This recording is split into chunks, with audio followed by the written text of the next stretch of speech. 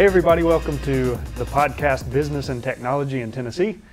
This is brought to you by InfoSystems, and I'm Josh Davis, the Marketing Director at InfoSystems. With me today I have a special guest from WorkHound, a local, I guess you would call it a startup. An emerging company. An emerging company out of Chattanooga, Tennessee. And if you don't mind, just introduce yourself real quick and tell us a little about WorkHound. Yeah, so I don't know if it's good morning or good evening or good afternoon for folks that are just watching this, but my name is Max Farrell. I'm the CEO and co-founder of WorkHound. And at WorkHound, we started the company with the mission, we want to help people love the work they do. And for us, we focus on creating a real-time feedback loop between frontline workers and their companies. So if you think of industries like trucking, warehousing, healthcare like nurses, manufacturing workers, we know that a lot of times these people don't have a voice, so we want to give them a voice anywhere, anytime, anonymously, without the fear of retaliation. Give companies the insights to see what is the pulse of our people, and give them tools to act on it so they can improve their operations and retain more of their people. And a couple of interesting things I heard in that opening thing. It sounds like you're pretty passionate about the why for why your company exists. Wondering if maybe there's a story there. How did this idea get its start, and what made you want to start WorkHound? So we started WorkHound in Des Moines in 2015, Des Moines, Iowa. Okay. And as you walk around just any downtown area, you see that a lot of people are unhappy in their jobs. And I thought that you should not spend, the place where you spend the majority of your time, you should not hate the work you do. Yeah. And if you dig into the data, Gallup shows that 70% of people are disengaged at work. 51% of people are actively looking for a job at any given time, and that leads to $450 billion in lost productivity in the economy every single year. Yeah. So this costs companies to not care about their employees. And a big place to start is let's listen to them and have a process to do something about what they say. So let's talk a little about how that happens, how the feedback loop that you referred to that WorkHound enables, how it happens. What is it? What's the platform, and how are company leaders listening to their workers?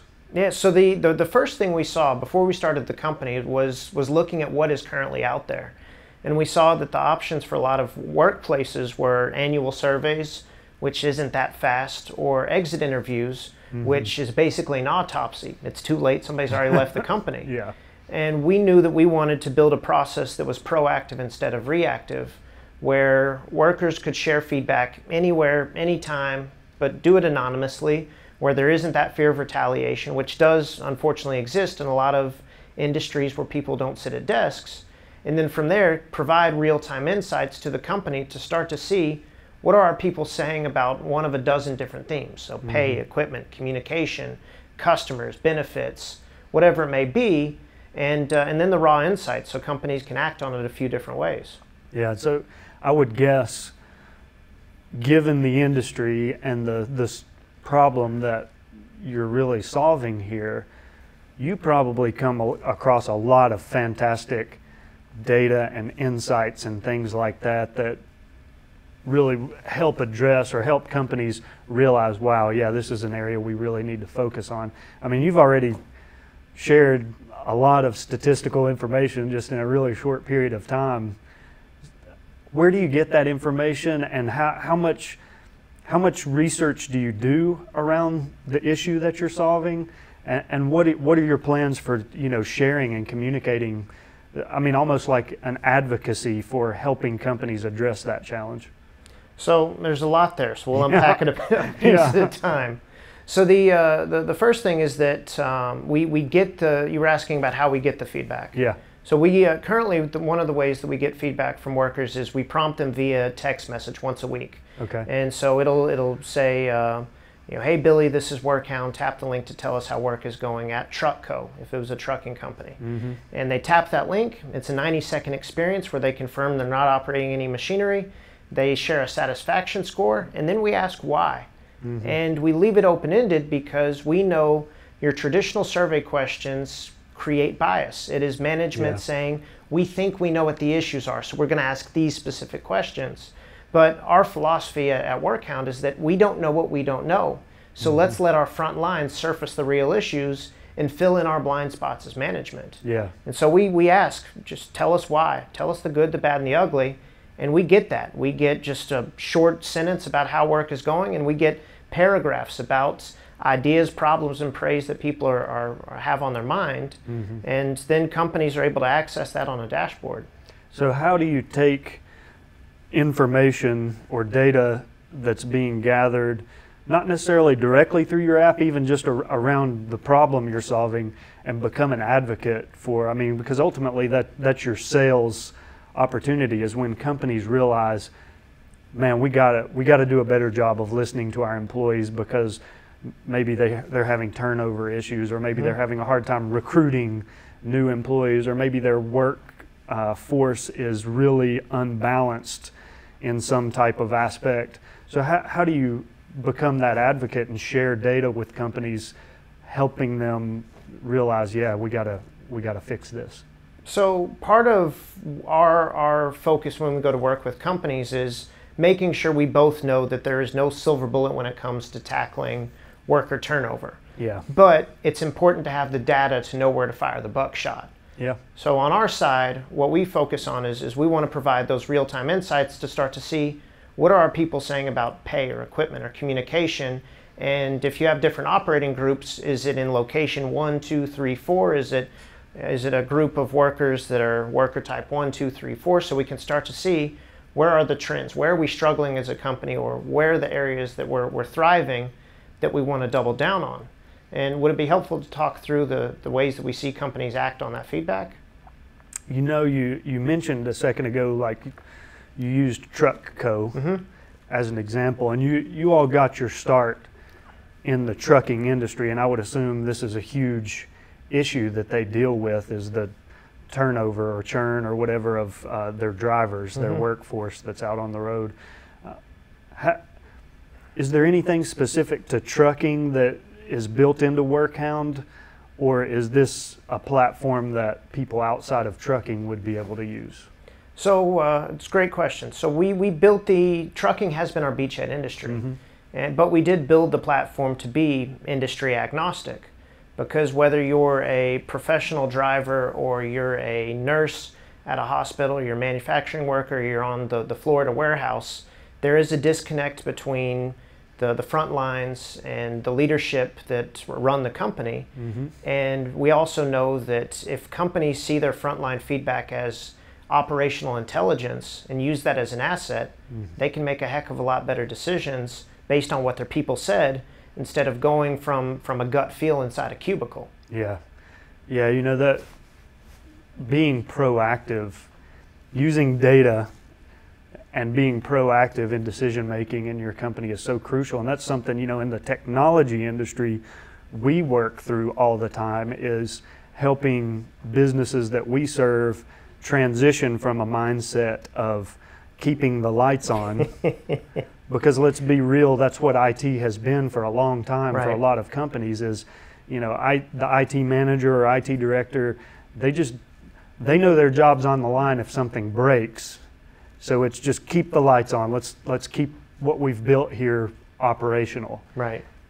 And we try and help them transition from that mindset to looking at the future of our company, and how do we use technology, our IT infrastructure and the technology our company uses, to create strategic advantage to help us reach those goals, which is a real thing. So I would assume you're educating people similarly on how do we take this workforce data and use it to guide our company, instead of reacting to, you know, what's been happening in the last, you know, however period of time, years, months, I don't know. One thing I'm interested in hearing, you know, we're talking about the product, the platform, I want to talk some about the company too, WorkHound as a company. You said you got your start in Des Moines. what brought you to Tennessee? Why are you in They're Chattanooga? sister cities, aren't they? I thought they were. Well, we're also sister cities with somewhere in Germany, so you could have easily moved there too. I mean, no, I don't. So we started in Des Moines, and as folks can probably see if they're watching the video version of this, I know I look like I come from the trucking industry, and that would have been true. But I'm not. I'm just a guy that has a sociology background that's really passionate on solving big problems. Mm-hmm. And what we saw was that in trucking, there's a 95% driver turnover rate. And to understand the industry, what we did is we decided we have to go learn what it's like. So I went and got in a truck and rode with a driver. So I rode with a driver from Iowa to Los Angeles. So I slept in the truck, ate in the truck, showered at truck stops. And when we got to South LA, we back up the truck against the dock, and it turns out this guy's a DJ. So he pulls out turntables from underneath the bed of the truck, puts them on the bed, and starts DJing at 7 a.m. in the morning on a Tuesday in South Los Angeles. Yeah. And not many folks know this, but I'm a rapper, and I'm pretty good. I haven't done as much recently since we started the company. Yeah. But I asked Charles, the turntable trucker, hey, you got a microphone? And he gave me a mic, and there's a video out there somewhere of me and the turntable trucker jamming out. I'm freestyling, nice. He's DJing, and it was those sorts of things that got us to fall in love with the industry. Yeah.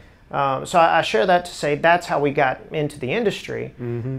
But as far as how we got to Chattanooga, because we didn't have ties to trucking, we wanted mentors and investors that had that experience, and we found that with the guys that started Lamppost Group, that had built and sold Access America Transport and started the Dynamo Accelerator and Fund, and they invested in us, and we liked Chattanooga, and so we opened up an office here. Great. Yeah, I mean, obviously Chattanooga is a huge logistics hub. There are several world-class companies here that have been here, a lot of them for a very long time, and then some newer companies like the Access Americas that you mentioned that started and grew and sold, and I mean, it seems like so much has happened in the last few years in Chattanooga. It's crazy to think about sometimes. So talk a little about the Dynamo Accelerator, and you don't have to really talk about the people or the specifics about what you experience day to day within Dynamo, but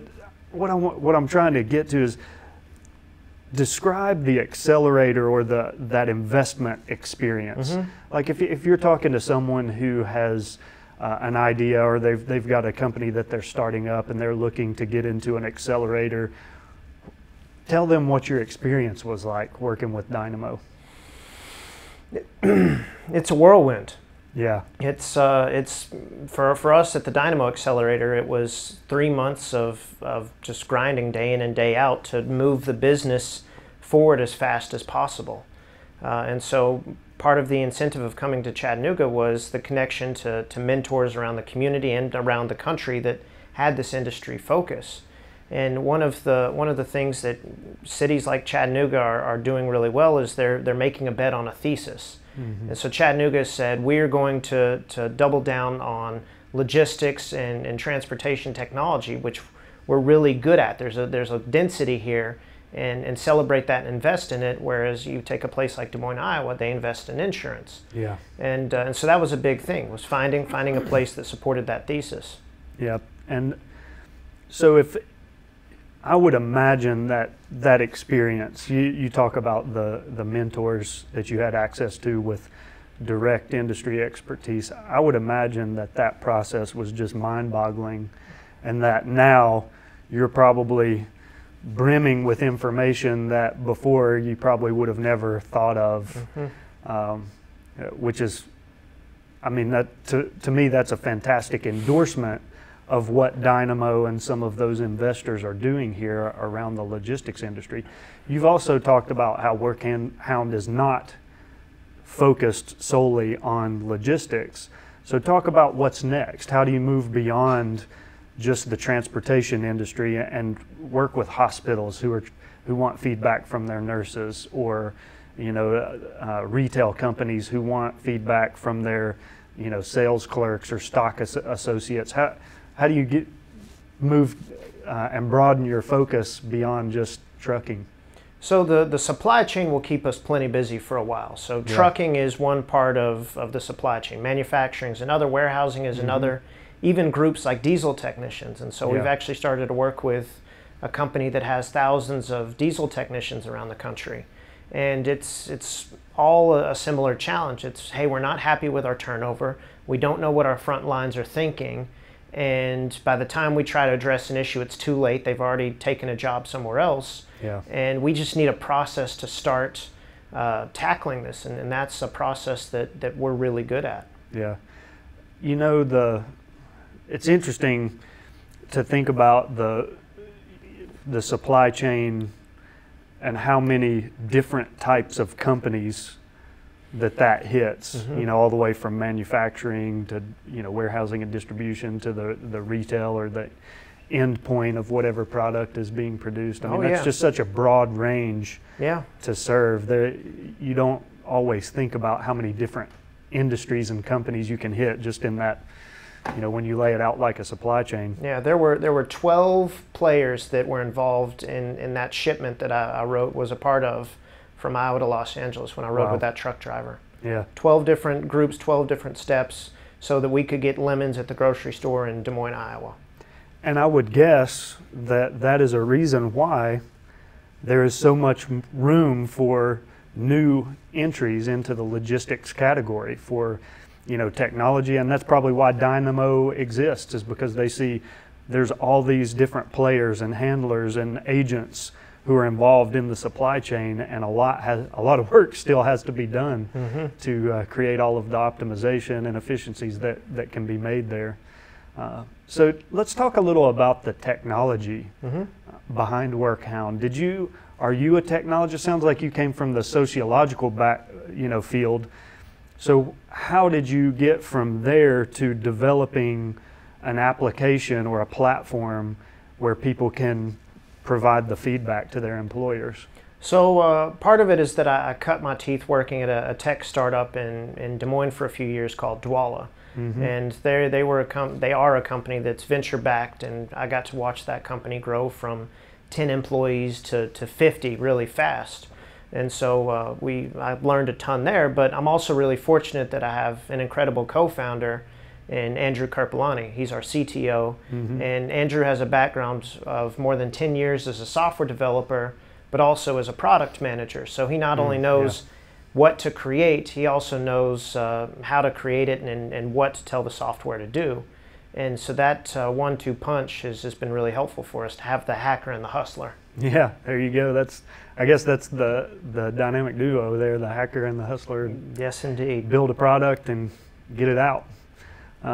So where do you consider yourself now? I mean, we sort of jokingly referenced WorkHound as an emerging company in Chattanooga. Like, where do you see yourself now as far as a brand new startup that's really trying to prove out a concept and an idea, all the way to we're a very mature and successful company? Where are you on that spectrum, and what do you still have left to do? Oh goodness, we'll talk about that in podcast 2 over a cold beverage. Yeah, right. Now so I'd say where we are, we're in a really ideal position as a company, as a software company. We're able to say we control our own destiny as a business, and not many companies are able to say that. So. For us, it is about growth, and it's a growth in terms of revenue. It's also in growth in terms of stories. Yeah. That's one of the biggest things we fight for, is success stories with every single company we work with, because if we can delight the heck out of our customer base, that leads to referrals, that makes that growth a heck of a lot easier too. Yeah, absolutely. Are there things that you've learned beginning when you went on your ride along with the 18-wheeler, the truck driver, the turntable trucker, yeah. I mean, we know you definitely advanced your rap career a little on that trip. A little bit. Beyond advancing your rap career, are there things you learned as far as your focus mission, which is providing the feedback to company leaders about frontline employees? What have you learned just about that process of company leadership listening to their employees? Are there any cool stories you can tell about that, or just insights that you've gathered about, man, I saw a company and once they actually got a picture of the reality from their frontline employees, it was way off base with where they thought their employees were? I mean, anything like that that just really stands out to you, where you've learned something along the way and just, man, I would have never thought that? Or yeah, absolutely. There's, I'd say one of the key things in creating the process that we've built through our software is just making sure that there's accountability for everybody every step of the way, because it's so easy for companies to say, oh, we'll respond to that next week, or we'll deal with that later. Keep the lights on. And we have a process where, no, you have to respond to your people now, otherwise they will walk out the door. Yeah. And in trucking, if a driver leaves, that's $8,000 that a company's just burning in the back parking lot. Yeah. So they have to act on those sorts of things. So that's so we've made sure that companies have a process where they have to respond to the drivers versus just letting silence exist. Because the most toxic thing you can do in business is ask for feedback and do nothing with it. Yeah. But in regards to a trend that we've seen, I'd say one of the things that caught our eye in the trucking industry was that we looked at the pay theme to see what are professional drivers saying about pay, and we saw that while I want more money was mentioned, the top issues about pay were I don't understand my pay or my pay is incorrect. And so what that means is that we would coach companies to say, before you go do a big pay raise, make sure your people understand your pay. Yeah. Make sure they understand how to read their settlement sheets. And because I heard stories of companies increasing pay and drivers thinking they got shorted because they didn't understand what the change in pay meant from one sheet to another. Yeah.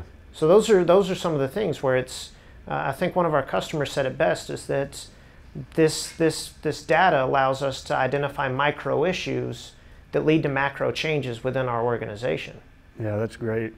I would imagine that with the unemployment rate at the level it is today, that this is even more of a top of mind issue for, company leaders, especially in the trucking industry, where there's already a lot of turnover and things like that. Who knows how long the economy is going to continue in the state it is now, but you have to move forward with the mindset that we're going to prepare for continued challenges in recruiting, hiring, and retaining workers, because this is a challenge. A good economy is a challenging economy, because yes, indeed, people pay raise, the pay scale starts to become more of a focus, because you've moved beyond just, do I have a job? Now I've got a secure job. Now I'm focused on how much does this secure job pay me, and are there better alternatives out there? I mean, so yeah, it seems like to me that WorkHound is really coming in at a fantastic time. Yeah. Where this is information that is going to be useful day one for the companies who are able to get feedback from their frontline drivers. Yeah, and it's interesting you bring up pay is the top, is the reason somebody's motivated by a job, because beyond pay, it's, am I happy at this job? Because the data is out there that you take millennials, for example. Millennials would, majority of them would rather make $40,000 at a job that they love than $100,000 at a job that they don't really care for. Yeah. And so it's not just about pay in the workforce anymore with low unemployment. The workforce has the luxury to say, do I feel purpose here? Is there a why that I can get behind at this company I'm working with? Yep. And more companies are gravitating towards that thought process. Yeah, I mean, I can even speak from a personal experience. The reason why I work for InfoSystems is because of the owner of InfoSystems, Clay Hales, and I hold him in such high regard, and really enjoyed the time that I've worked for the company, that it would, looking at an alternative would be the last thing on my mind. The first thing on my mind would be, how do I maximize my role in the company that I'm at? Because I feel a sense of purpose. I love who I work with. I love my coworkers. And so, it's a totally different mindset to have employees who are focused on, okay, how do I maximize my career at this company versus I hate this company, I hate my job, how do I find something different? So I guess having the feedback, like you say, out beyond just pay, how do you hear feedback from your customers or from your employees about my work environment, my coworkers, how do I feel about the org structure, how do I feel about the amenities, how do I feel about other benefits? I mean, there are so many things that leadership can listen to from their employees that would make a huge difference. Okay, so heading toward the end of the episode here, there are a few things that I would like to transition to hear from you. Before we recorded the episode, in casual conversation, you jokingly said your advice to an entrepreneur would be, don't do it. Now, you might have other advice that you want to offer out there, but talk about that a little bit. What are the challenges, the difficulties? I assume what led to that statement was that now that you're in the midst of it, the demands that it places on you personally, and all of the things that it's challenging. And so this is obviously not for the lighthearted out there. Right. Hey, I've got a good idea. I think I'll start a company today. So what advice would you have for an entrepreneur?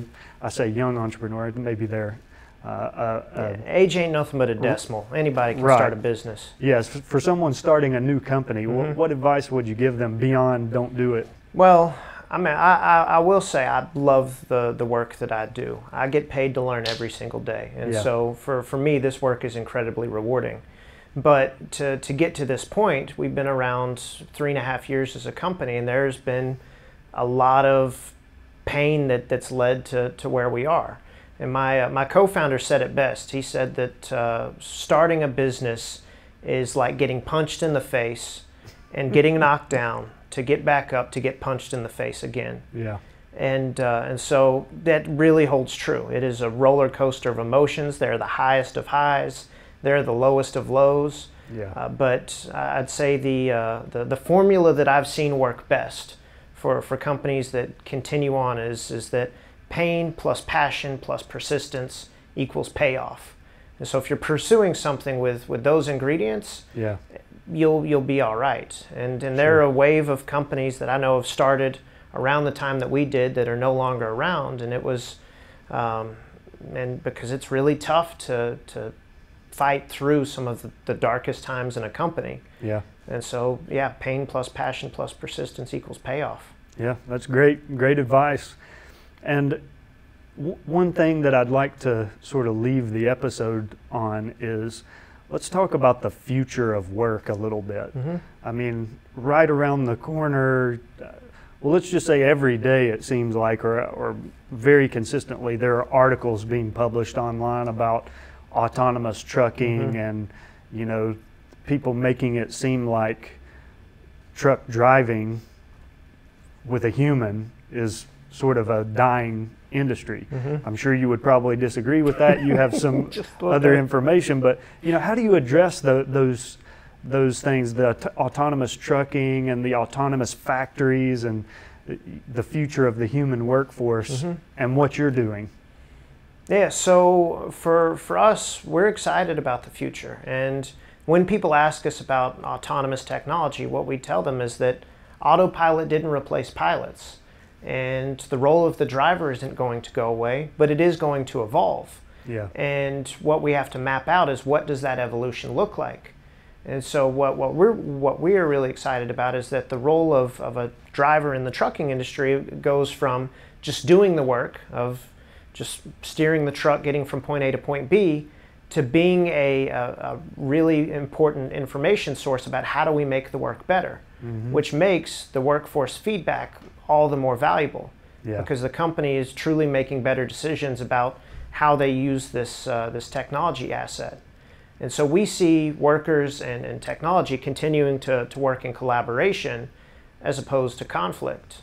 And it's the same on the warehouse floor. It's the same on the manufacturing floor. Yeah. It's that workers are going to continue to be a key data point, and we will play a role in giving them a voice and giving companies those insights so that they can build the best operation possible. Yeah, that's a great point. You know, the fact that the human perspective is going to provide really valuable data to a company beyond just what machine sensors or truck sensors can detect and report. Right.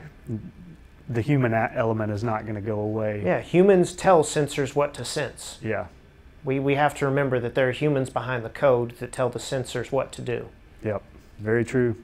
So I'll say every truck driver out there can feel safe that their job is not going to go away because Max guarantees it. I would say if I will guarantee it. What my challenge to all workers or employees out there is that be ready to continue to keep learning. Yeah. Learning is the thing that is going to help us all be successful, and to be able to continuously evolve with the technology. That will lead all of us to be incredibly successful. I guess what we could say to the truck drivers out there and I guess frontline workers in other industries is advocate to your company leadership to adopt platforms like WorkHound so that they can listen to you and make better decisions moving forward. You know, I think if frontline workers really advocated within their company to have a communication channel, you know, maybe that's a great starting point for the company leaders to realize, okay, we should be listening. How do we do it? I agree. I'm with you 100%. Yep. So anyway, Max, thanks for coming out today. And for people out there who might want to look into WorkHound and your platform and technology and how they might be able to use it, how do they get more information? Yeah, so visit us at workhound.com. So WorkHound, and that links to all of our social media and blogs and press articles. And yeah, we'd be happy to start a conversation with you. Great. Thanks for coming out and joining us on the podcast. And any last words of wisdom that you want to provide before we sign off? I think we said so many words of wisdom. Thank you for listening. That's all I got to say. There you go. I never claim to share any words of wisdom with anybody. So I can't guarantee that if anybody listens to me, they're going to walk away any smarter. In fact, I would say they probably might lose a little bit of things along the way. Oh, don't do that to yourself. No, I really enjoy having companies like WorkHound come out and be a part of this podcast, because what we're really trying to do here is share the platform is business and technology in Tennessee, and we really want to keep the community informed about what's going on out there. You know, we've talked many times internally and me with other people about the newspapers and certain media outlets, and they're going to cover things that have a lot of dollars behind it. And not to completely knock the media, they serve a great function in the community. But what I hope to achieve out of this podcast is to give a lot of insight into other things that are happening in the community around technology that you might not hear about on local mainstream media outlets. So hopefully we're accomplishing that, and hopefully people do walk away with a lot more wisdom and knowledge about companies like WorkHound. And I'm sure people will watch or listen to the episode and want to know more because, hey, they're not in the trucking industry and may not have heard about Dynamo and WorkHound and things like that. So anyway, we'll sign off there. It's been a great episode. Thanks a lot. Thank you.